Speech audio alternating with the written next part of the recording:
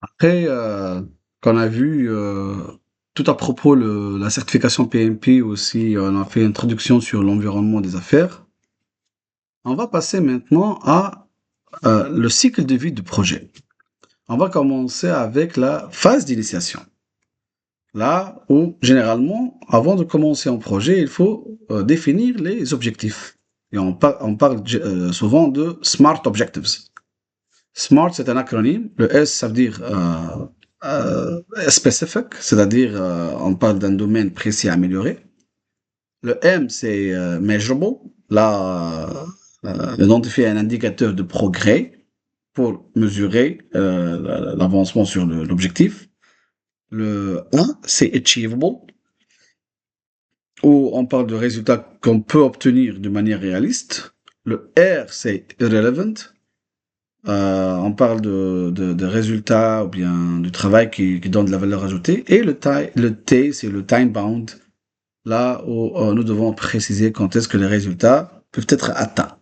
Alors, toujours on commence son projet avec, ou bien en spécifiant les objectifs.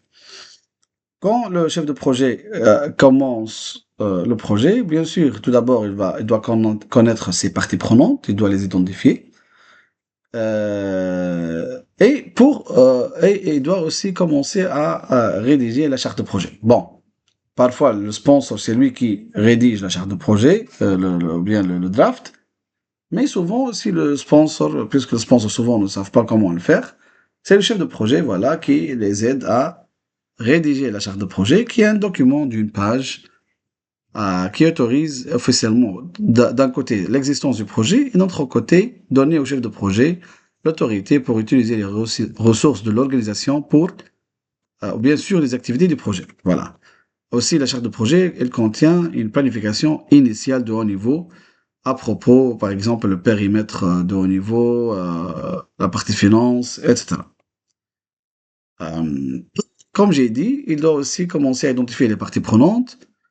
Il peut, bien sûr, si le chef de projet il est nouveau dans le projet, bien dans l'organisation, il peut essayer de lire le business case. Là, peut-être il peut trouver des informations sur les parties prenantes.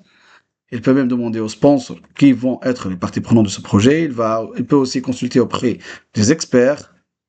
Il peut vérifier les projets précédents pour chercher de l'information, surtout les projets précédents similaires. Parfois, il peut aussi demander au PMO, bien vérifier dans les actifs organisationnels, ce qu'on appelle les OPAS. Parfois, le contrat aussi spécifie quelques parties prenantes à être impliquées dans le projet, et voilà, etc. Euh, le chef de projet peut avoir des clients internes et des clients externes dans son projet. Quand on parle de clients internes, là, peut-être une unité dans l'organisation, une équipe spécifique, le sponsor aussi, parfois, bon, généralement, le sponsor, c'est les internes. Parfois, il y a aussi lui, il est le client final. Et généralement, on parle dans la majorité des questions dans l'examen PMP des clients externes. On parle des consommateurs, des citoyens, des clients généralement, voilà, des organisations auxquelles on va livrer de la valeur. Voilà.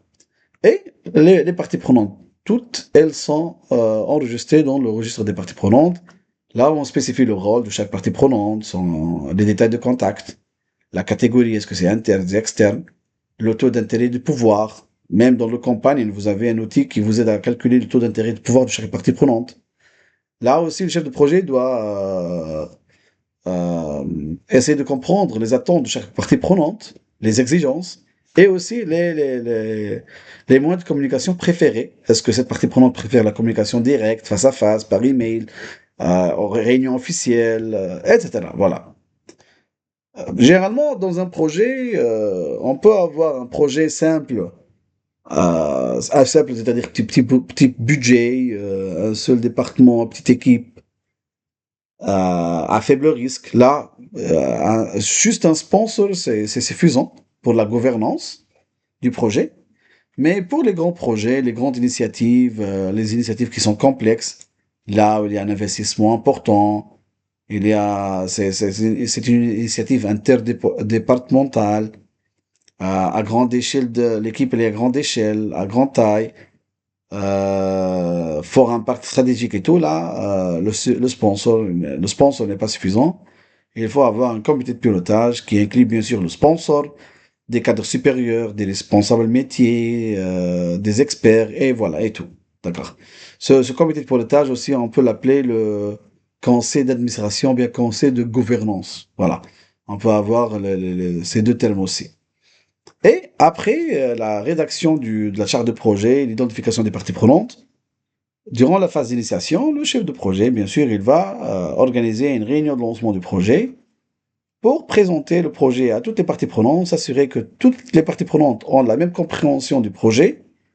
Et les parties prenantes clés, elles vont bien sûr approuver la charte de projet et par suite approuver le lancement du projet. Voilà.